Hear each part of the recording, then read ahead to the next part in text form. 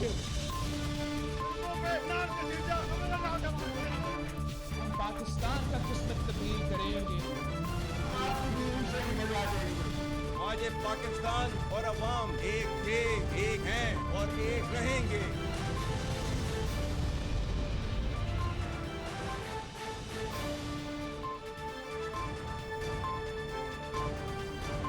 जी अस्सलाम वालेकुम। प्रोग्राम में आज दो तीन मुद्दात के हवाले से बात करेंगे। सबसे अहम, कल रात गए फैज़ाबाद धरना कमीशन जो कि chief justice of Pakistan justice काजी फाइज ईसा के अहकामात पे तश्कील पाया था नवंबर 2023 में। गुज़श्ता साल नवंबर में उस धरना कमीशन ने अपनी इंक्वायरी रिपोर्ट सबमिट करवा दी है और इस रिपोर्ट की समरी, इसके कुछ मंदरजात सामने आए हैं। इस रिपोर्ट के मुताबिक जनरल फैज़ हमीद जो कि साबिका DG-ISI और जब तहरीक लब्बैक का धरना हुआ फैज़ाबाद का तो उस वक्त ISI के DGC थे, जनरल फैज़ को एग्जोनरेट कर दिया गया है, उनको एब्जॉल्व कर दिया गया है किसी भी जिम्मेदारी से, उनको क्लीन चिट दे दी गई है।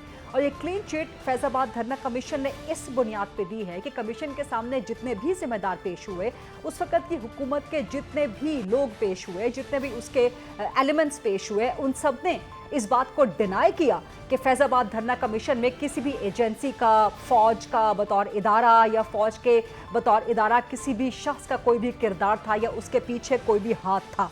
अब ये मुस्लिम लीग नून के लिए एक बहुत बड़ा नुकसान है। नून लीग का एक बहुत बड़ा बयानिया पिट चुका है, उनकी एक बहुत बड़ी शिकस्त है और अपने हाथों ही, क्योंकि इस धरना कमीशन के सामने फैज़ाबाद धरने के वक्त के वज़ीर आज़म जो कि उस वक्त नून लीग के वज़ीर आज़म थे, शाहिद खक्कान अब्बासी, वो पेश हुए, शहबाज शरीफ साहब पेश हुए जो कि उस वक्त के पंजाब हुकूमत के सरबराह थे, वज़ीर आला पंजाब थे, आज के वज़ीर आज़म हैं।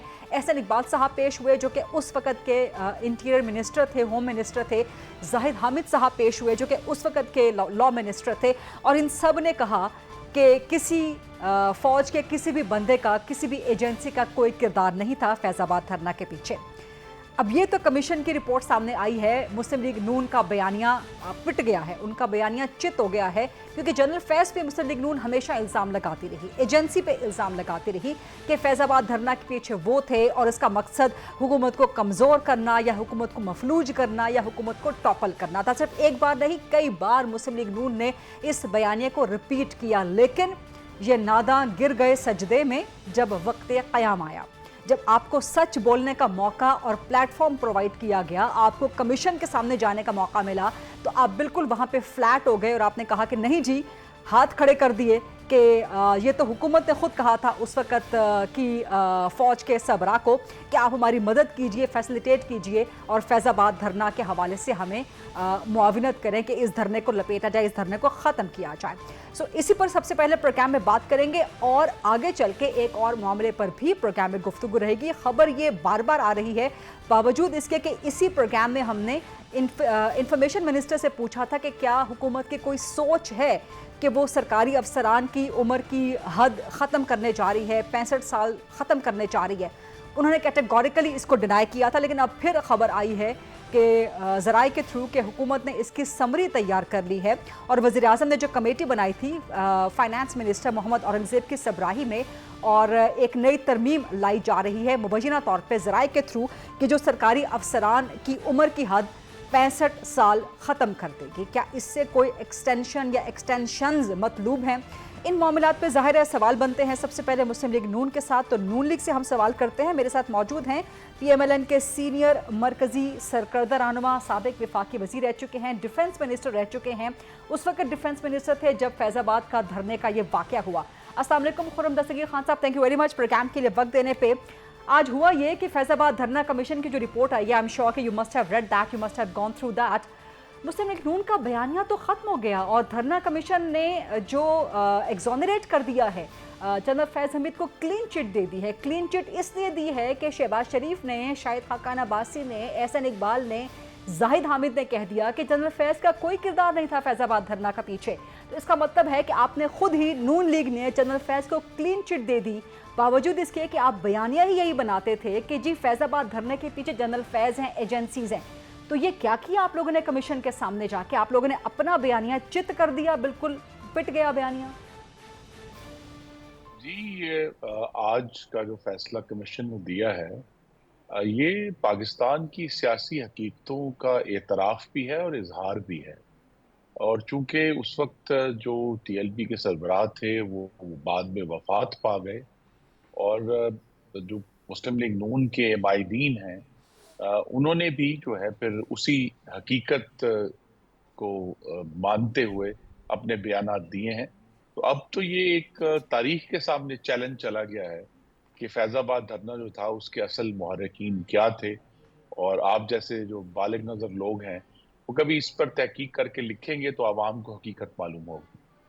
بس سر یہ سارا کچھ آپ تاریخ پہ نہ چھوڑیں نا. نواز شریف جب واپس آئے مینار پاکستان پہ جلسہ کیا، کہا کہ میں تاریخ کے حوالے کرتا ہوں، اللہ پر اپنا معاملہ چھوڑتا ہوں. اس سے پہلے وہ کہہ چکے کہ میرے سینے میں بہت راز ہے، میں تاریخ کے حوالے کر دوں گا، کبھی تاریخ آئے گی تو یہ راز قوم کے سامنے افشا کر دوں گا. سب کچھ تاریخ پہ نہ چھوڑیں نا، کچھ تاریخی باتیں بھی کر لیں، کچھ تاریخی بیانیے کے پیچھے اقدامات بھی کر لیں. اور مجھے اجازت دیں کہ جو نون لیگ نے خود اپنے ہاتھوں سے جنرل فیض کو کلین چٹ دی ہے، کیا یہ کسی سیاسی مصلحت کا نتیجہ ہے، سیاسی مصالحت کا نتیجہ ہے، یا لفظ سخت ہو جائے گا but please allow me to use this word, کیا کسی سیاسی منافقت کا نتیجہ ہے کہ آپ کا بیانیہ کچھ اور تھا اور جب کام آیا تو آپ لوگ اس بیانیے سے ہٹ گئے؟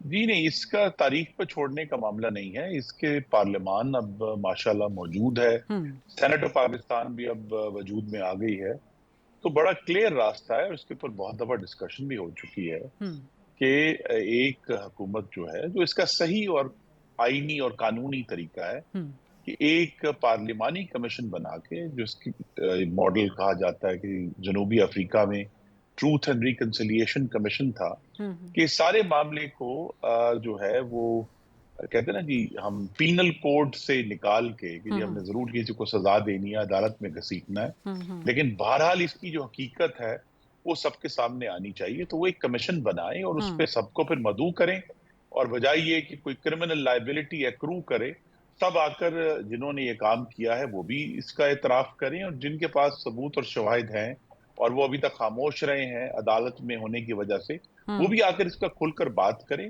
تاکہ کم از کم آنے والی نسلوں کو دوبارہ اس قسم کے معاملات کا سامنا نہ کرنا پڑے جس کا سامنا ہمیں کرنا پڑا. اور چونکہ اس وقت بھی اللہ تعالیٰ کے کرم سے میں کابینہ میں تھا، تو ہمارے لیے بڑا ایک مشکل وقت تھا جس میں مجھے بیرون ممالک کے جو میرے اس وقت کے جو کاؤنٹر پارٹ تھے وزرائے دفاع، ان کو بتانا مشکل تھا کہ پاکستان کا جو دارالخلافہ ہے وہ مفلوج کیوں ہوا ہے. اور اس کے بعد بھی ہم نے جو معاملات دیکھے تو یہ ایک بالکل اس کو تاریخ کے رحم و کرم پر نہیں چھوڑنا چاہیے، بلکہ اس کے جو پارلیمان کے ذریعے عوام کے نمائندوں کے ذریعے سچ کو سامنے لانا چاہیے. یہ بڑی اہم بات کر رہے ہیں خرم دستگیر خان صاحب، آپ کے پارلیمان کے ذریعے، پارلیمان میں جو عوامی نمائندے ہیں ان کے ذریعے یہ احتساب ہونا چاہیے. سو what are you suggesting کہ جو ایک پارلیمانی کمیشن بنے، because someone has to take the initiative, someone has to take the stand on this, someone has to start it somewhere. تو اسپیکر قومی اسمبلی خود سے پارلیمانی کمیشن تشکیل دے دیں، یا لیڈر آف دا ہاؤس جو کہ ونس اگین وزیر اعظم شہباز شریف ہیں وہ اس پہ کوئی انیشیٹو لیں، یا کس طرح سے ہو یہ سب کچھ؟ دیکھیے سب سے پہلے تو اس کے لیے جو موضوع فرد ہیں وہ پاکستان کے منتخب وزیر اعظم ہیں جو اس معاملے کو لے کر چل سکتے ہیں، لیکن اب محمد نواز شریف بھی پارلیمان کے رکن ہیں، اور وہ بھی ایک عوام کے نمائندے ہوتے ہوئے اور ایک حکمران جماعت کے رکن ہوتے ہوئے وہ بھی یہ انیشیٹو لے سکتے ہیں کہ سب جماعتوں کو پہلے کوئی ایک جو ٹرمز آف ریفرنس ہے وہ ڈرافٹ کر کے، اور ضروری نہیں کہ فوری طور پر اس کو جو ہے وہ ایوان کے فلور پر لایا جائے، اس کا ایک ڈرافٹ ٹرمز آف ریفرنس کا ڈرافٹ بنا کر تمام جماعتیں جو اس وقت ایوان میں ہیں، چاہے وہ قومی اسمبلی میں ہیں یا سینٹ میں ہیں، ان کے ساتھ یہ شیئر کرنا چاہیے، تاکہ یہ ایک مشترکہ پروجیکٹ ہو. یہ صرف ایک جماعت کا پروجیکٹ نہیں ہے. پاکستان کے ماضی سے کا شمار کرنا، ریکننگ ود دا پاسٹ، یہ سب کا ایک مشترکہ پروجیکٹ ہونا چاہیے. اس پہ سب کی ایگریمنٹ لے کے، اور اس میں کوئی عجلت بھی نہیں ہے، اس میں اس کو آرام سے جو ہے لے کے جایا جا سکتا ہے، لیکن ضروری یہی ہے کہ اس میں سب کا کنسنسس ہو، تاکہ ہم اس کی بنیاد پر پھر پاکستان کی جمہوریت کو، اور جس سے ہم کہتے ہیں کانسٹیٹیوشنل ریپبلک، उसको आगे बढ़ा सके। ये बड़ी अहम बात कर रहे हैं खुर्रम दस्तगीर खान साहब, आपके नवाज शरीफ इनिशिएटिव ले सकते हैं, वो MNA हैं, कौमी असम्बली के अंदर मौजूद हैं, सो पार्लिमानी कमीशन बनाने के लिए नवाज शरीफ खुद को इनिशिएटिव लें, बाकी पार्लिमानी पार्टीज़ को ऑन बोर्ड लें। तो आप कहना ये चाह रहे हैं कि जो भी पार्लिमानी कमीशन बने, चाहे नवाज शरीफ के इनिशिएटिव पे हो, फिर वो पार्लिमानी कमीशन जनरल फैज़ को भी तलब कर सकता है, जनरल बाजवा को भी तलब कर सकता है, क्योंकि आप इसी रिपोर्ट के मुताबिक एहसन इकबाल ने भी कहा कि उस वक़्त की हुकूमत ने रिक्वेस्ट की थी आर्मी को कि हमें फैसिलिटेट किया जाए, हमें मुआविनत की जाए इस धरने को ख़त्म करवाने में। तो जो पार्लिमानी कमीशन बने आपके मुताबिक, जिसको नवाज शरीफ इनिशिएट कर सकते हैं आपके मुताबिक, वो फिर जनरल फैज़ को भी तलब करे, जनरल बाजवा को भी तलब करे? जी नहीं, इसमें पार्लिमानी कमीशन का अगर उसके ऊपर इत्तेफाक अल्लाह करे हो जाए, उसने जो है वो बजाय इंडिविजुअल्स को तलब करने से आगाज नहीं करना, उसने उस वाक़ये के हकाइक का पहले तयन करना है और फिर उसके नतीजे में जो इंडिविजुअल्स नजर आएंगे उनको बुलाकर उसका तयन करना है। और उसमें फैजाबाद धरने से कई ज्यादा अहम और पाकिस्तान की सलामती के लिए जो बड़ा क्रूशल है, वो जो 2021 का फैसला था तहरीक तालिबान के अरकान को आम माफी देने का, जिसमें सदर पाकिस्तान ने माफी दी और उसमें उस वक्त की हुकूमत और अस्करी क़यादत भी थी, जिसके नतीजे में पाकिस्तान में अब दहशतगर्दी जो है वो पिछले 3 सालों में 300 गुना से भी ज्यादा बढ़ चुकी है। सबसे पहले तो उसकी इन्वेस्टिगेशन होनी चाहिए कि ये फैसला किन लोगों ने किया और कौन लोग जिम्मेदार थे। और मैं फिर कहूंगा कि जिम्मेदारी का तयन का मतलब ये नहीं है कि उन्हें हमने कोई जेल में डालकर सजा देनी है, लेकिन बहरहाल जिम्मेदारी का तयन होना चाहिए। अच्छा, जिम्मेदारी के तयन के हवाले से भी आप बात कर रहे हैं, but you are not saying कि this would not be an alien concept कि जनरल फैज़ को, जनरल बाजवा को तलब ना किया जाए, पार्लिमानी कमीशन तलब कर सकता है, राइट? नहीं, अगर जी मैं यही कह रहा हूँ कि उनको ये जो फैसला हुआ है उस वक्त चूंकि जो लोग जिम्मेदार थे उनको पार्लिमानी कमीशन में बुलाकर ये जरूर समझना चाहिए कि आपने ये फैसला क्यों किया, जिसके पाकिस्तान के लिए और खुद अफवाज पाकिस्तान के लिए इतने खूनी नताइज हुए हैं कि हमें हर रोज अपने शहीदों के जिस्म उठाने पड़ते हैं अपने मगरबी बॉर्डर से। तो इसका जो तयन जो है बहरहाल एक तयन करके हमारे सामने आना चाहिए। मैं फिर भी कहता हूँ कि ये अगर आसान और बेहतर तभी होगा कि अगर इसको पीनल क्लॉज से दूर रखा जाए और कहा जाए कि जो शख्स यहाँ आकर हकीकत हाल बयान करेगा उसको इम्यूनिटी होगी, उसके ऊपर कोई केस नहीं चलेगा, लेकिन वो आकर अपनी बात तो करे ना, ताकि अवाम को जो आने वाली हुकूमतें हैं वैसी इन सारी जो रेकनिंग विद द पास्ट है या माजी का जो शुमार करना है वो किया इसलिए जाता है ताकि जो आगे मुस्तकबिल की हुकूमतें हैं वो ये फाश गलतियां ना दोहराएं। खुर्रम दस्तगीर खान साहब, आपकी बातें इन प्रिंसिपल बाय बुक बहुत अच्छी हैं, बिल्कुल दुरुस्त हैं, इनसे कोई दो राय नहीं हो सकती, लेकिन जो आप कह रहे हैं बार बार के ट्रूथ एंड रिकंसिलिएशन कमीशन जो साउथ अफ्रीका की तर्ज पे हो, तो ये कमीशन जो भी बनाया गया था यहाँ पर सच बोलने का एक प्लेटफॉर्म प्रोवाइड किया गया था ना, एक मौका, एक प्लेटफॉर्म, इसी कमीशन के सामने सच बोल देना चाहिए था ना, बजाय इसके कि पार्लिमानी कमीशन अब बना जाए, वहाँ पर सच बोला जाए। ये जो अदालती कमीशन जो कि चीफ जस्टिस की हिदायत पे बना एक अदालती कमीशन था, इसके सामने सच बोल दिया जाता। Why this opportunity was missed to speak the truth? जी देखिए, बिल्कुल बोला जा सकता था, लेकिन मैंने कहा कि यहाँ हमें जब तक हम जो जिम्मेदारान को एक प्रोटेक्शन प्रोवाइड नहीं करेंगे सच बोलने की, और फैजाबाद धरने से मैं इसलिए समझता हूँ कि वो एक पाकिस्तान की सियासत में जो दरअंदाजी होती है उसका मामला है। खुर्रम साहब, यहाँ पे एक और सवाल के लिए इंटरजेक्ट करूंगी आपको, सप्लीमेंट्री क्वेश्चन। आपने कहा कि जब तक जिम्मेदारों को सच बोलने का तहफ़्फ़ुज़ हासिल नहीं होगा, तो आप कहना चाह रहे हैं कि जो फैज़ाबाद धरना कमीशन था, यहाँ पे एहसन इकबाल को, शाहिद खाकान अब्बासी को, शहबाज शरीफ को, साहिद हामिद को सच बोलने का प्रोटेक्शन हासिल नहीं था? नहीं, मैंने सिर्फ ये कहा है कि जो भी ये कमीशन बनेगा उसके लिए अपना काम करना आसान होगा। जो ये सब जिम्मेदार हजरात हैं, उन्होंने इनके पास जो एविडेंस थी या जो उनके मालूमात थे उसके मुताबिक उन्होंने अपने बयानात दिए हैं और हमारे पास कोई काउंटर इंफॉर्मेशन नहीं है, सवाई ये कि हम सब ने अपने अपने तज्जिए के तहत कुछ नताइज अखज़ किए हैं। तो अगर जिम्मेदारान ने अपनी मालूमात के मुताबिक गुफ्तगू की है, वो भी अब रिकॉर्ड का हिस्सा है और ये सब रिकॉर्ड जो है ये बड़ा वैल्यूबल है अगर हमें आगे बढ़ना है, क्योंकि इसी तरह अगर हम माजी को कालीन के नीचे दबाकर आगे बढ़ने की कोशिश करेंगे तो 76 सालों में हम आगे नहीं बढ़े, और अगर इसी तरह होता रहा तो नहीं बढ़े। لیکن خرم صاحب مسلم لیگ نون ابھی بھی سمجھتی ہے کہ فیض آباد دھرنے کے پیچھے جنرل فیض کا یا ایجنسی کا کردار تھا؟ جی دیکھیے یہ ایک رائے ہے، لیکن یہ میں مسلم لیگ نون کی طرف سے تو اس کو باقاعدہ طور پہ پالیسی کے طور پہ نہیں کہہ سکتا۔ صرف جو ہمیں یہ معلوم ہے کہ اس کے جو نتائج تھے وہ اس وقت کی جو شاہد خاقان نواز صاحب کی حکومت تھی اس کو مفلوج کرنے کی صورت میں نکلے تھے، اور ان کا جو ہے پورا جو دارالخلافے کا مفلوج ہونا، کسی کے پاس اس کی آج تک کوئی مضبوط توجیہ نہیں ہے کہ یہ کام کیوں ہوا۔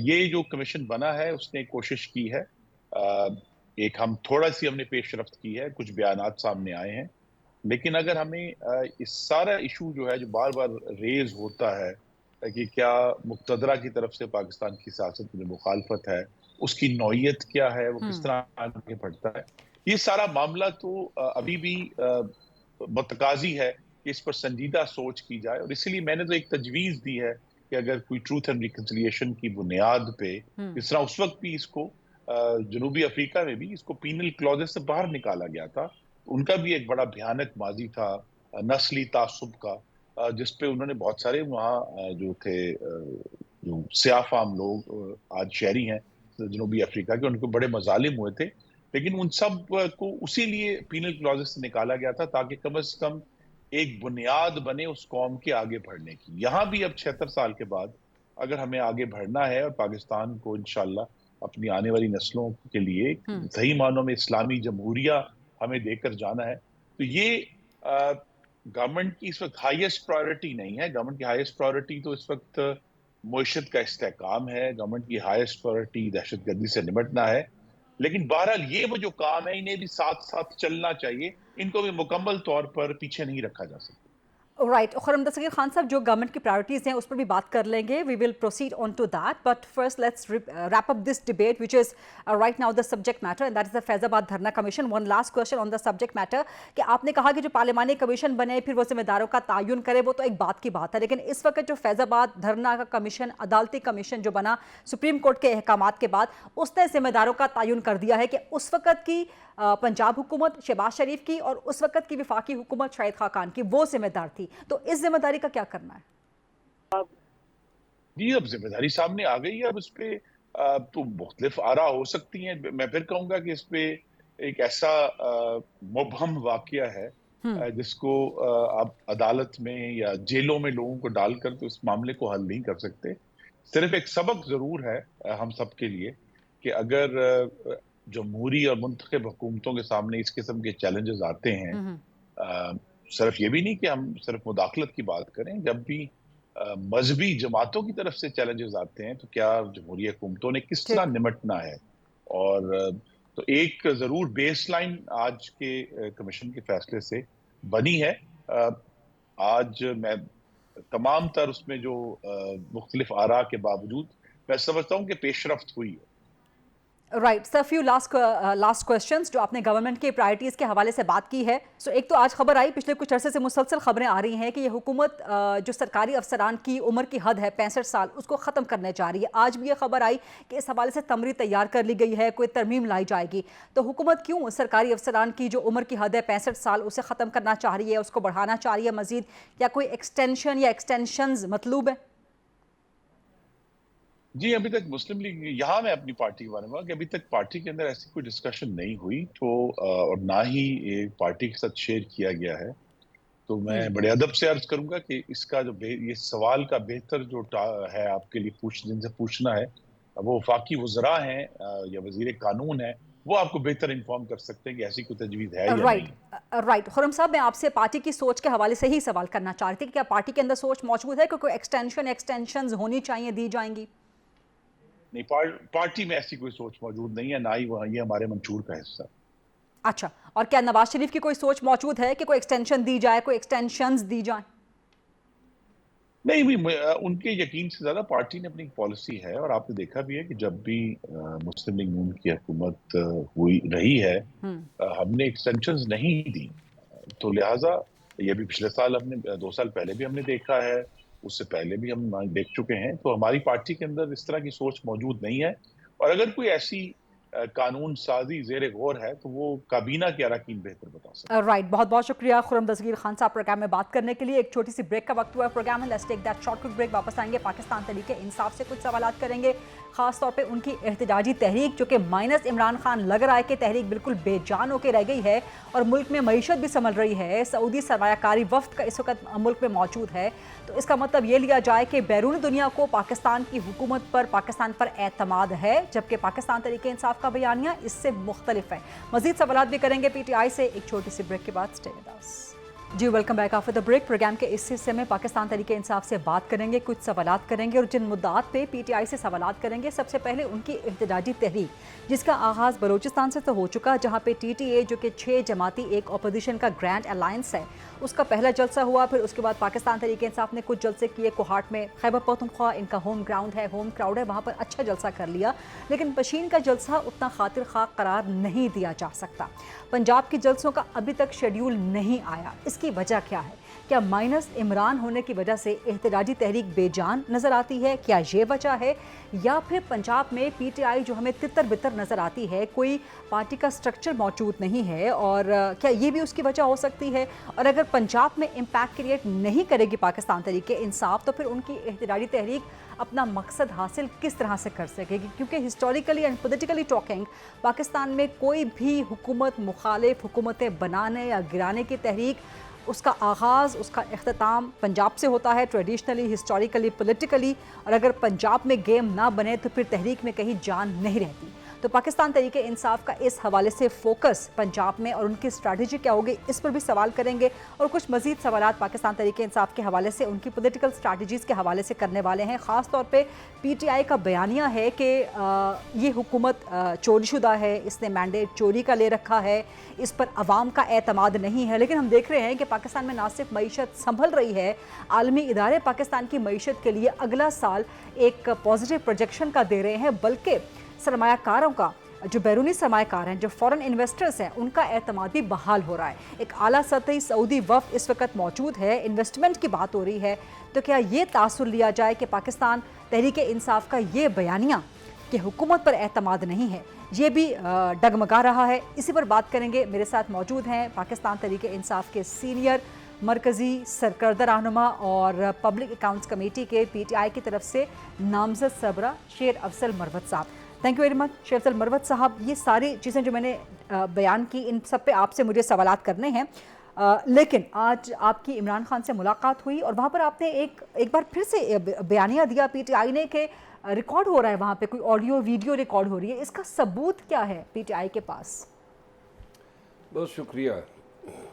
आज हम जब जेल गए ईद के बाद पहली दफ़ा, तो वहाँ जिस रूम में खान साहब से अमूमन हमारी मुलाकात होती है, कभी कभार अदालत में हो जाती है, जो जेल के अंदर 2 कोर्ट रूम्स भी है, तो जो अमूमी कमरा है जहाँ मुलाकात होती है, उसमें थोड़े से चेंजेस की गई थी। बिल्कुल हमारे और खान साहब के बीच पार्टीशन कायम की गई थी और दरमियान में शीशा लगाया गया था। ठीक।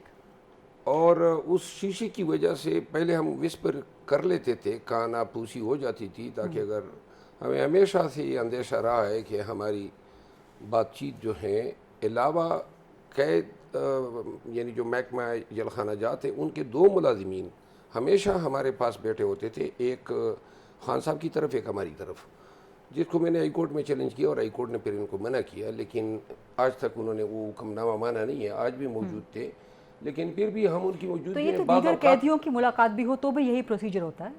किसके साथ? दीगर कैदियों की मुलाकात हो तो भी यही प्रोसीजर होता है? ऐसा नहीं होता है, नहीं होता है सर। कानून ये कहता है, जहाँ तक वकला की बात है, वकला के लिए स्पेसिफिकली रूल्स में प्रोवाइडेड हैं कि उनकी बातचीत को सुना नहीं जाएगा।